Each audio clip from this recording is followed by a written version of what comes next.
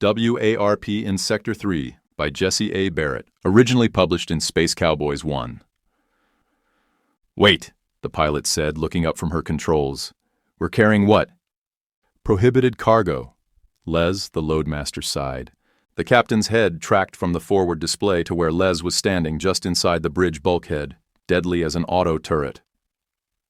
"You said it was animal husbandry forms and farm implements," he not quite stated or asked. "It is, mostly.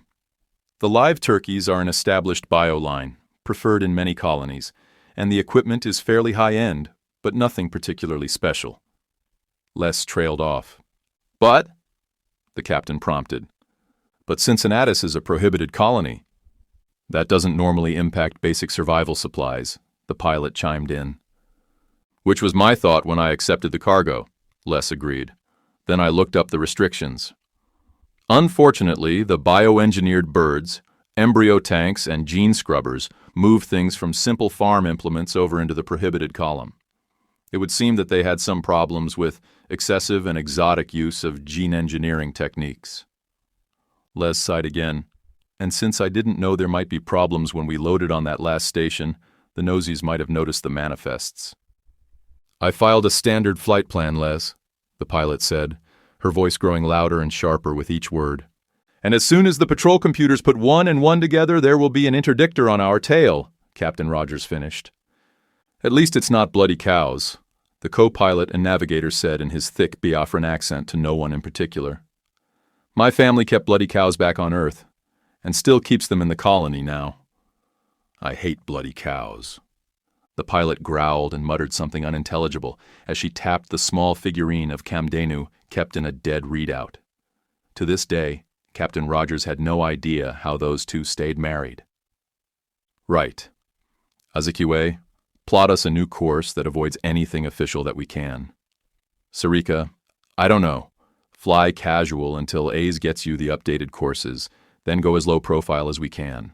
Les, let's go inspect the cargo you brought on my ship," Captain Rogers said, turning sharply and heading through the bulkhead and towards Cargo Bay 1.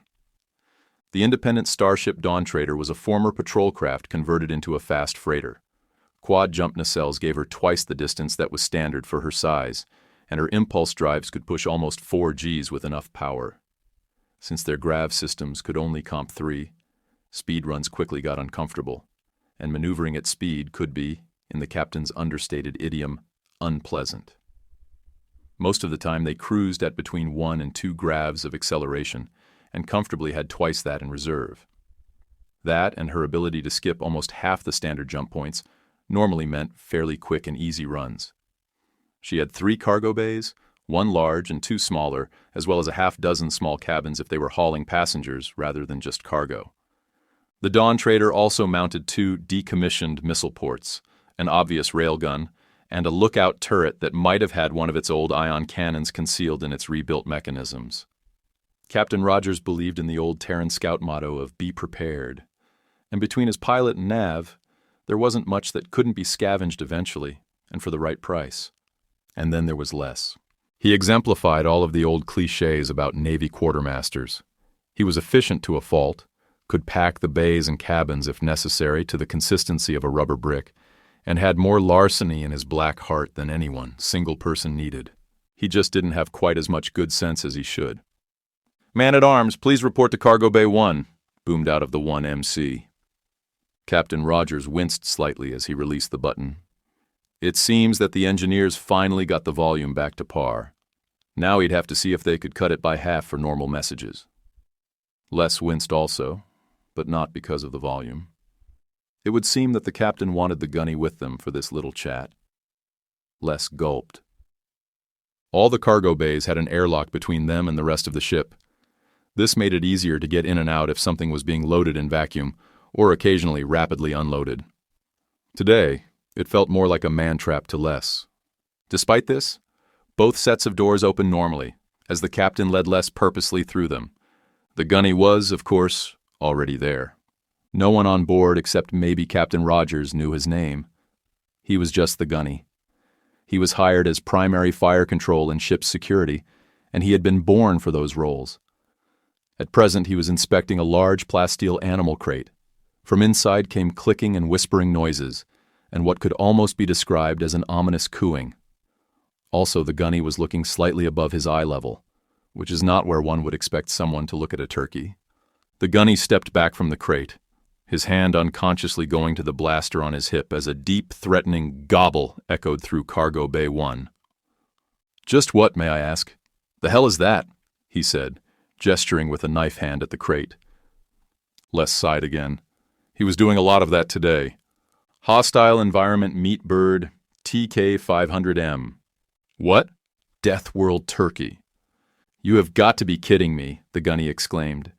The captain just did the turret tracking thing again, from the crate to the gunny, and then back to Les. "Explain," was all Captain Rogers said, but the meaningful look at the external airlock controls drove home the point. Les began speaking much more quickly. "You know those giant turkey legs all the reenactors like to serve? Where do you think they come from?" TK500M were originally created for survival in hostile environments, worse even than Terra. They started with the North American turkey, added some fighting cock, and then some emu and cassowary. They wound up with a larger specimen that was more than capable of taking care of itself in just about any circumstances where humans can live without extraordinary measures. Females produce several eggs a week, provided they have enough feed, and the males have been trained for both security purposes and even riding on worlds near 1G or less. Good meat, too. Juicy and tenderizes easily. Make sure you get the skin off, though. That makes cow leather seem easy to chew. Problem is, they were a little too successful. Many of the traits they wanted will heterodyne in the profiles used. As a result, they are kept sterile, and they should be gene-mapped with each generation to ensure that they haven't deviated too far from the template. That's why they need the incubators and the gene scanners. Otherwise, they can go feral and become truly nasty. "How nasty?" the gunny asked, in spite of himself. Sigh. "On at least one world, they regularly hunt feral hogs in flocks that can run into the dozens. That one was actually an intentional release. Unfortunately, they didn't scan the templates closely enough, and a few weren't sterile. The rest, as you say, is history. Aussieland lost that war, and literally abandoned one of their continents to birds, pigs, and anything smart or sneaky enough to survive with them." "I'm starting to understand how they wound up on the prohibited list," Captain Rogers said quietly. The gunny spun on his heel to face Les, knife hand raising. Sigh. "It gets worse," Les interrupted. "They added duck for some reason. Just a little, but when some of the otter survival traits bleed through. Let's just say that if you ever see a feral TK500M with a green emu's head, save your last round for yourself." The gunny stopped, just stopped, knife hand raised and his mouth open. He had no idea how to respond to that. Captain Rogers looked across the cargo bay. There were over 4 dozen of the heavy-duty animal crates, and nearly half again, as many standard shippers neatly stacked between them. Apparently keeping some distance between the males was a good idea. "This," he thought to himself, "is the cargo that will bring me down? A shipment of fair food to a backwater colony that has already played a little too fast and loose with its engineering." "Not on my watch," he said quietly but firmly. Les and the gunny stopped staring at each other and looked at the captain. "Beg pardon, sir?" the gunny asked. "Okay, grab the seconds and I want this stuff in place so that the catapults can dump it all on command, and then I want someone physically in here on the cat controls until we make landfall on Cincinnatus. I'm serious about that. If it takes suit catheters and the gunny here securing your people to the console, so be it, but the controls will be manned at all times, in addition to connected to the bridge and engineering.